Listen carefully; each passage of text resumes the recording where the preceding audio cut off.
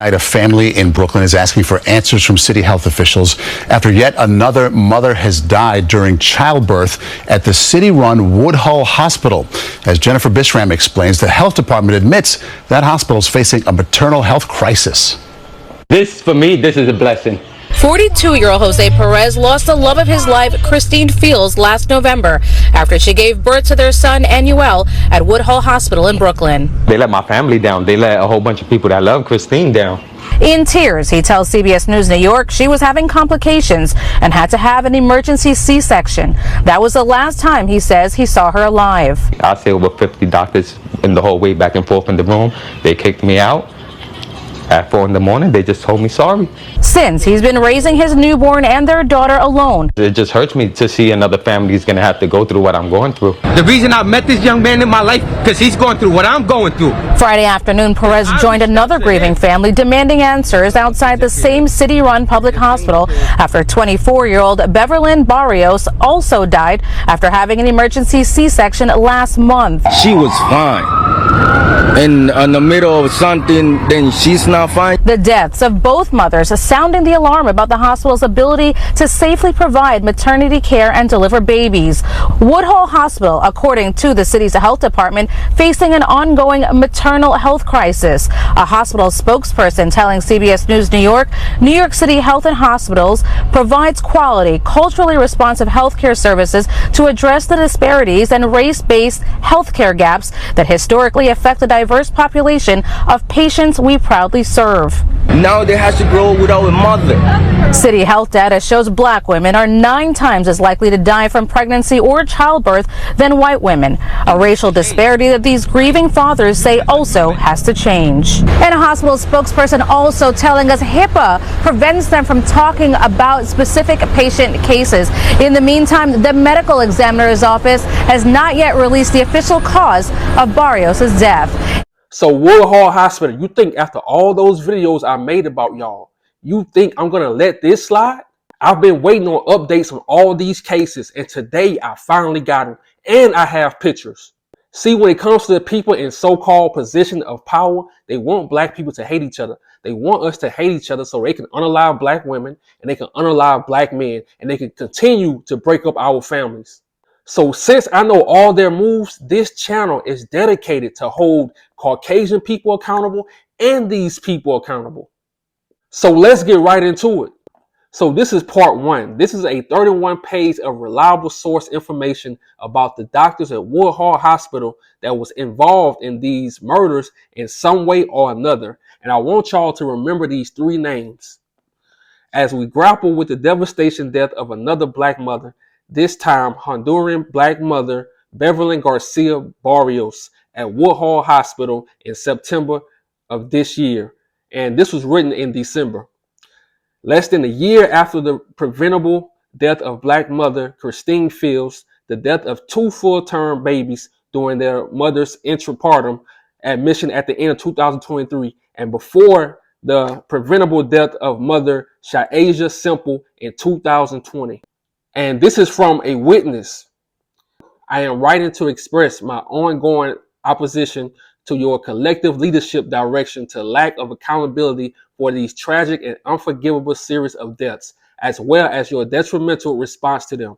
You have repeatedly demonstrated that you are out of touch with the experience, needs, and demands of the patients and communities served by NYC Health and Hospitals, Woodhull, and repeatedly legitimize and ignore patient safety and quality concerns voiced by clinical staff over a period of years. You have refused to take accountability for your mismanagement and failure to uphold professional, ethical, and patient safety standards, and have violated the principles of a just culture. You have lied to staff, affected families, regulatory agencies, the press, and the community to divert attention from the true root causes of these tragic deaths. Now, all 3 of these black women were young and healthy, and the furthest one goes back to 2020. The latest one goes back to 2024, and nothing still hasn't been done. So in a few minutes in this video, I'm going to show you the pictures, and I'm going to show you the video of these doctors, because they've been trying to hide. Not just trying to hide, they've been trying to go, well, some of them are at different hospitals now. So imagine a doctor unalived, or what's the cause of a woman being unalived at a hospital, and she just moves on to another hospital and no one knows. And you think you can unalive 3 black women and live a peaceful life. No, if the family can't live a peaceful life, you can't live a peaceful life. So let the games begin, and y'all won't believe this shit.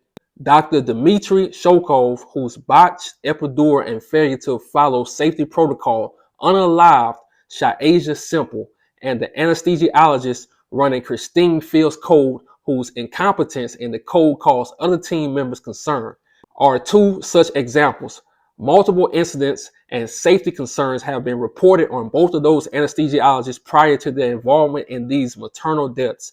It was only after Miss Simple's death that Dr. Shokov was investigated by the hospital and fired. He was later to be found so unsafe to practice that he lost his license. It was only after Miss Fields' death that the anesthesiologist in her code was removed from Woodhull Hospital OB anesthesiology service. However, he continued to practice anesthesiology in other departments in the hospital. Now, he's the only doctor in this case that I knew about and I did a story about. But think about this. This dude was the cause of 3 women to be unalived.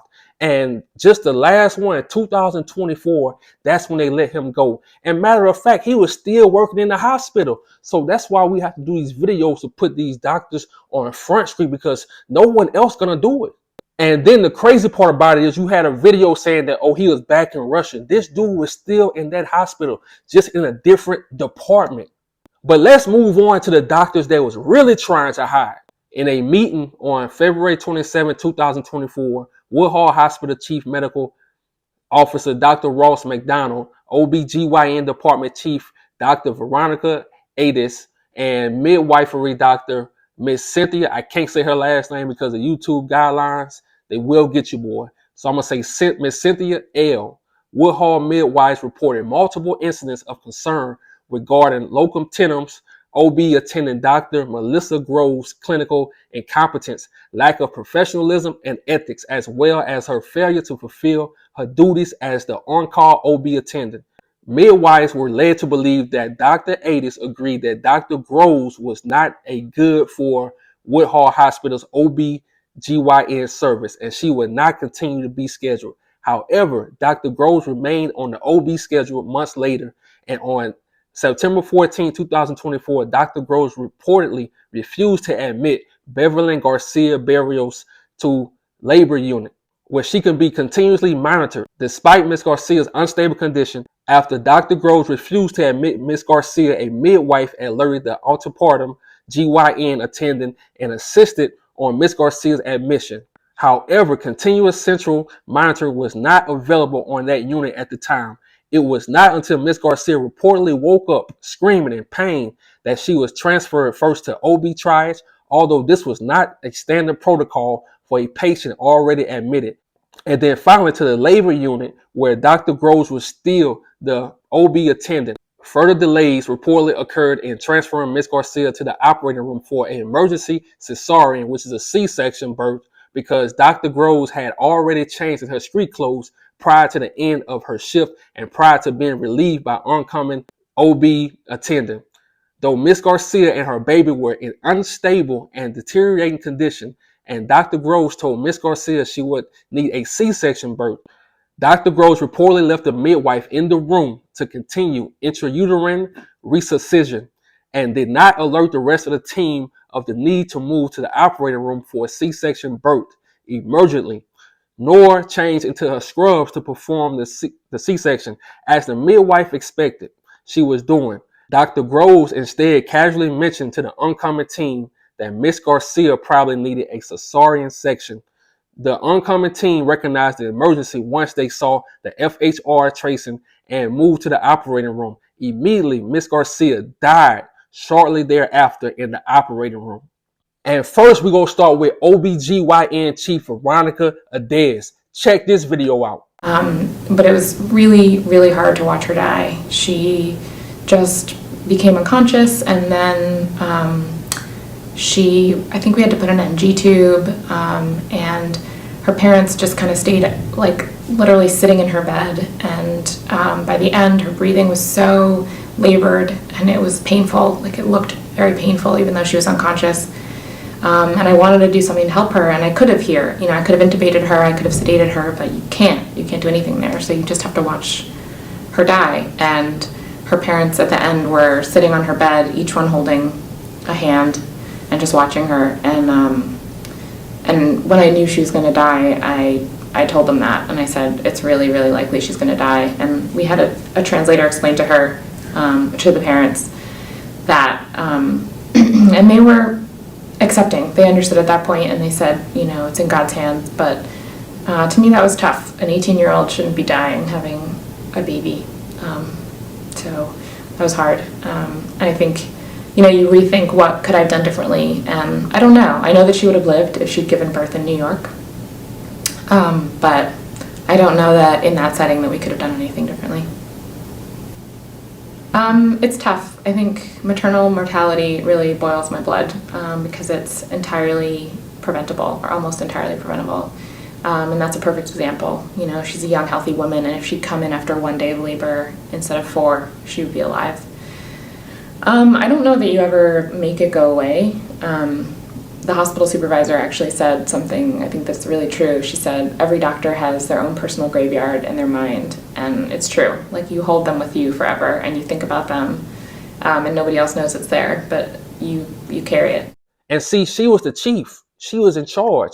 She was supposed to let that doctor go a long time ago, but they didn't do that. And she's still on social media. She's still doing YouTube videos and moving on with life like nothing ever happened. But like I said in the beginning of this video, they cannot hide. I found all her social media. I found her Facebook. I found her Instagram, which is on private. I found all her socials. You cannot hide. So when you see her, if you notice her in New York or any hospital in America, I'm just keeping my people aware. And then the cold part is they are trying to move her to a different hospital without telling anyone. So that's why I'm putting all this information on blast. And to the person that sent me this information, I really, really appreciate it. But let's move on to the next doctor, Dr. Melissa Groves. Look at the stars, only 2 stars. That tells you everything you need to know. But you got to check this out. These people have connections. They can move on to another hospital. They have connections, and they harm Black women. No one cares about Black people in general. So when they find out you did to a Black person, 9 times out of 10, they happy. So that's why we continue to make these videos. And Dr. Groves, you allowed a Black woman to die under your care without a care in the world. You put your street clothes back on. You didn't care. You went on with life. You went home, ate your food, chill with your family. But now that family is forever suffering. So today we expose you, because you got to check this out. The things you do to Black women, to Black families, you wouldn't even dare do that to Caucasian families. And when it comes to Dr. Cynthia L., you didn't say anything since 2020, since all this happened. You didn't say anything. So I put all y'all in the same boat. And I have to show y'all faces because, like I say, you saw at the beginning of this video, these families will never recover. Imagine going to the hospital, you about to have a baby, and now you're going back home without your fiance. Now you're going back home without your wife. Now you're going back home without your girlfriend. Now you're going back home without your daughter. Now you're going back home without your sister. Now you're going back home without your niece. You know how these families feel? And as long as I'm alive, I will not let these incidents go, because when we commit a crime, if I was to unalive somebody, my face will be all over Facebook. My face will be all over Instagram. Everybody that hates me, all my enemies, will make YouTube videos about me and laugh at me. So we have to keep that same energy when it comes to you doctors. I know you have a title, but you still everyday people. Because the crazy part is y'all get to post y'all family on Facebook. Y'all get to post y'all family on social media, smile, laugh, take pictures together. These families that lost their wives, lost their daughters, lost these Black women, they could never really smile. They can never be truly happy. So if they can never be truly happy, y'all can never be truly happy. So rest in peace to Sha'Asia Simple. Rest in peace to Bevelyn Barrios. And rest in peace to Christine Fields. Y'all names will not die in vain. And to those doctors that had anything to do with it, I don't care if you knew it was happening, if you just watched and you did nothing. This gonna be a long year for y'all, because I'm not letting this shit go. I'm out.